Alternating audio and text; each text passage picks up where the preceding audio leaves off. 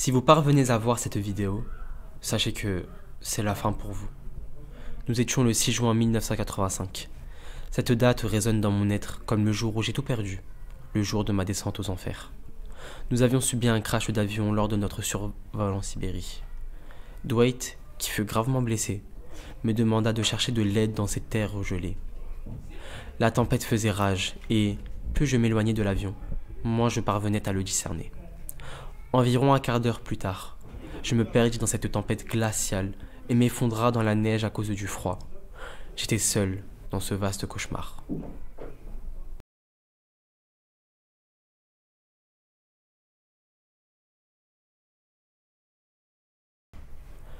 Je ne sais plus combien de temps je suis resté inconscient, mais ce dont je me souviens, c'est de m'être réveillé dans un endroit qui ressemblait vaguement à un laboratoire. J'explorais alors cet endroit qui m'était méconnu dans l'espoir d'y trouver de l'aide et des réponses sur mon apparition inexpliquée dans ce lieu. Très vite, je me rendis compte qu'aucune forme de vie, mis à part moi-même, n'était présente dans ce labyrinthe. Toutes les pièces étaient meublées et propres, comme si elles venaient d'être nettoyées, et je pouvais voir des mannequins immobiles qui semblaient vivants. Après avoir inspecté les lieux, j'ai trouvé une caméra que j'utilise en ce moment même pour garder des traces de mon passage dans cet endroit épouvantable.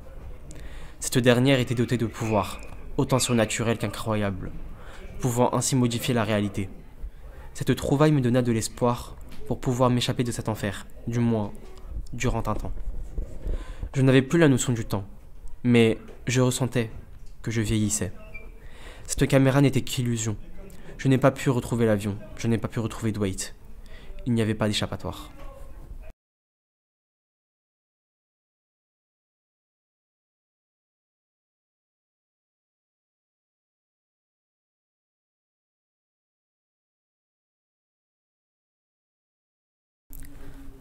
Mais avant cela, j'aimerais dire quelques mots.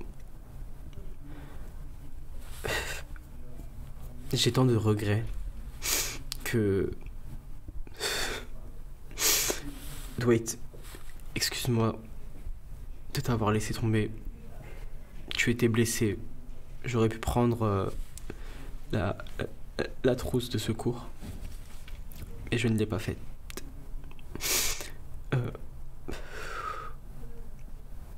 Elisa, je suis désolé pour toutes ces histoires et j'aurais dû te demander en mariage plus tôt. Je pensais qu'on aurait pu avoir le temps.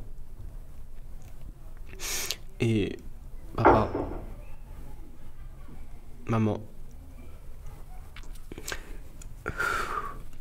je vous aime très fort. N'en doutez jamais. Au revoir.